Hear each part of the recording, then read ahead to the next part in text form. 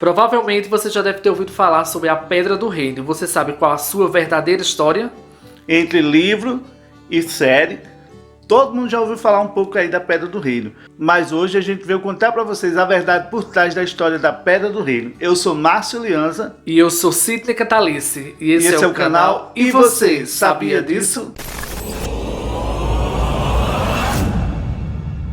Para contar essa história, a gente tem que voltar um pouquinho no tempo, lá para Portugal, no ano de 1578, quando o rei de Portugal, Dom Sebastião, resolveu ir para o norte da África, mais precisamente onde hoje fica o Marrocos, para travar uma batalha aí contra os mouros, tá? Nessa época existia muito essa questão dos cristãos contra os muçulmanos, então ele foi lá porque os mouros estavam invadindo a Península Ibérica. E nessa batalha, tá? O rei Dom Sebastião foi derrotado, e o corpo do rei sumiu. Então, os portugueses começaram a contar uma história de que o rei ficou encantado e que o rei iria voltar para libertar seu povo e sua nação. Na época, Portugal era dominada pela Espanha. Então, o povo criou esse mito. Pessoas diziam que ele tinha fugido, outras pessoas diziam que ele tinha subido numa nuvem, estava encantado numa ilha e que ele ia aparecer e retornar para libertar toda a nação.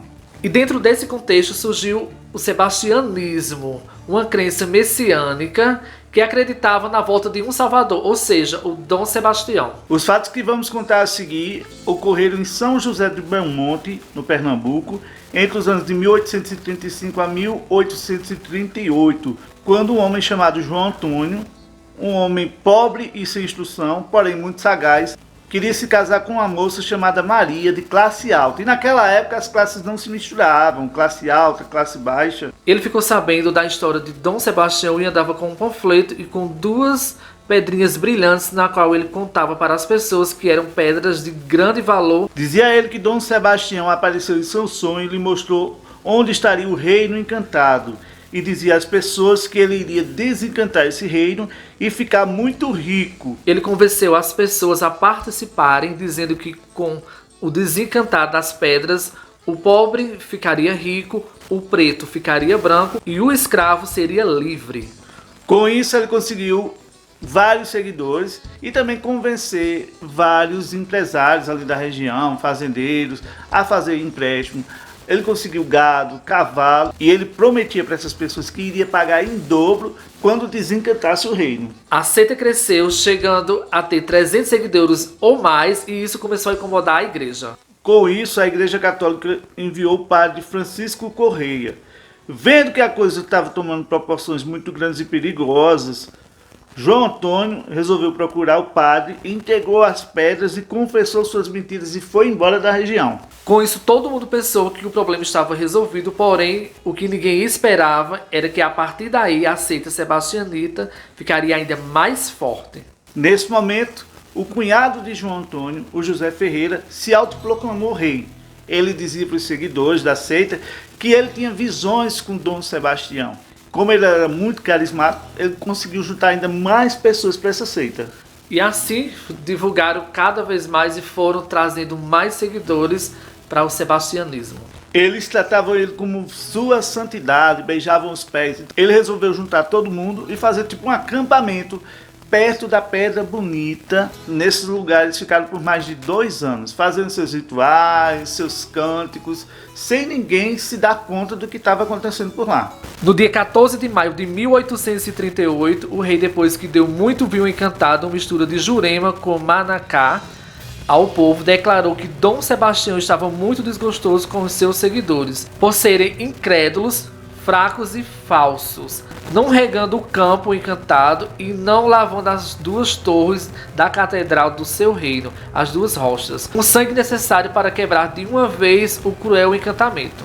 Nesse instante, um velho chamado Juca correu, abraçou-se com as pedras e entregou o pescoço a um outro adepto, que o cortou com um facão. Assim foram mortos muitos homens, mulheres e crianças. Os pescoços eram cortados e as cabeças eram quebradas. O sangue que jorrava era aproveitado para untar as pedras. Essa bebida que ele dava para as pessoas era algo alucinógeno, tá, pessoal? E essas pessoas, elas estavam tão ali enraigadas naquela seita, elas acreditavam tanto. Ele prometia que quando elas ressuscitassem, elas seriam ricas e teriam outra vida. Então foi uma loucura tudo isso que aconteceu. As pessoas se jogavam seus filhos, as pessoas realmente se suicidaram, deram a vida por conta dessa história. Começou o massacre que a gente está aqui para contar para vocês. O massacre da Pedra do Reino. Os sacrifícios iniciados no dia 14 de maio continuaram nos dias 15 e 16. Ao fim do terceiro dia de matança, o monstruoso João Ferreira conseguiu lavar as bases das duas torres, bem como inundar os terrenos adjacentes, com o sangue de 30 crianças, 12 homens, 11 mulheres e 14 cães. Os corpos iam sendo colocados ao pé das pedras em grupos simétricos, conforme sexo e idade dos mesmos. No dia 17 de maio, terceiro dia de sacrifícios, o indivíduo Pedro Antônio, indignado com a morte de suas duas irmãs, insurge-se contra o rei João Ferreira. Pedro Antônio era irmão do primeiro rei João Antônio. O insurgente subiu ao trono e bradou que Dom Sebastião, cercado de sua corte, lhe aparecera na noite anterior e reclamava a presença do rei, única vítima que faltava para se operar o seu completo desencantamento. Os fanáticos o seguiram, o rei foi sacrificado e Pedro Antônio foi proclamado novo rei, o terceiro. Em meio a toda essa loucura, depois da morte do segundo rei, o Pedro Antônio, irmão do João Antônio, que foi o primeiro rei, resolveu parar com a matança e tirar todo mundo dali. Afinal, a cena, o lugar estava tudo insuportável, o mau cheiro, os corpos jogados, muito sangue para todo lado, então eles saíram daquele lugar. Neste momento, uma das pessoas que estavam na seita fugiu e foi avisar as autoridades. Na manhã de 17 de maio, o comissário Major Manuel Pereira da Silva veio com os soldados. Eles se encontraram com o pessoal da seita no caminho. Houve um embate, muitos morreram e outros foram presos. O restante da seita morreu nesse momento aí e os que sobraram foram presos pelas autoridades e assim acabou essa história. Uma história absurda onde as pessoas acreditaram no desencantamento de um reino, o povo usava coroa, discursava e os outros acreditavam. A história é tão absurda que até hoje pessoas da região, muitos não acreditam. É o fato, aconteceu, é realidade, mas é tão absurdo que tem pessoas que ainda não acreditam que aquilo aconteceu naquele lugar. Pois é, gente, você chega até a ficar pasmo, né? Como é que uma pessoa chegou a esse ponto naquele tempo, né? Fazer isso com as pessoas, enganar as pessoas, na verdade não existia coisíssima nenhuma. Se aproveitar, né, da falta de conhecimento das pessoas, muitas pessoas analfabetas e tudo mais.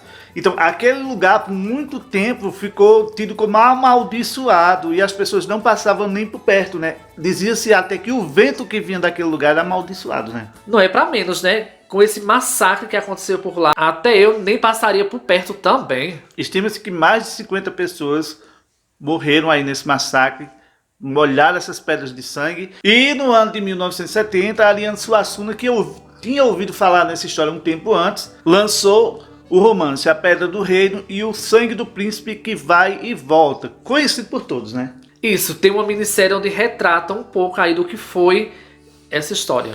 Virou uma minissérie na Rede Globo e essa minissérie ela mistura o mítico com um pouco da realidade, tem vários personagens místicos e tudo mais. E aí é o movimento armorial que surgiu de Ariano Suassuna. Depois do livro de Ariano, a cidade de São José de Belmonte, em 1992, começa a festejar essa história com a cavalgada da Pedra do Reino. E durante essa festa acontece várias apresentações culturais, cavalgadas, comidas, muitas festas. Exatamente. Acontecem disputas lá, entre os mouros e os cristãos, representados aí pelo vermelho e pelo azul, Existe uma grande disputa lá na cidade e para ver quem vai ser o rei, e o pessoal faz apostas e tudo mais. E lá na pedra, o Ariano patrocinou umas pedras aí com personagens do livro e ficou uma coisa bem bacana e hoje é um lugar de visitação, é um lugar turístico para a cidade. Essa festa, pessoal, ela começa na última segunda-feira do mês de maio e vai durante toda a semana. Transformaram uma coisa trágica numa atração turística onde as pessoas vêm para essa festa, onde as pessoas participam da cidade, as pessoas da cidade elas participam muito e é um lugar onde vem muita gente de fora para saber dessa história. E baseado nesse movimento do Ariano, o movimento armorial, que ele juntou aí coisas eruditas com coisas sertanejas, foi criado também um castelo na cidade, o Castelo Armorial, o primeiro castelo do mundo armorial. Então, isso é na cidade de São José do Belmonte, tá? Que é no Alto Sertão de Pernambuco, onde aconteceu esse massacre da Pedra do Reino, que se tornou um romance e depois uma minissérie contada por Ariano Suassuna. Mas a verdadeira história foi essa que a gente contou aqui. Então eu espero que todos vocês tenham gostado dessa história. E você, sabia disso? Já tinha ouvido falar no massacre da Pedra do Reino, porque na Pedra do Reino, na história contada por Ariano, com certeza a gente sabe que você já ouviu falar. Mas você sabia que tinha acontecido todo esse massacre no Alto Sertão de Pernambuco por conta do sebastianismo? Esperamos que todos vocês tenham gostado do nosso vídeo e lembrando que temos um encontro marcado todos os domingos às 10 horas da manhã. E até o nosso próximo vídeo. Tchau!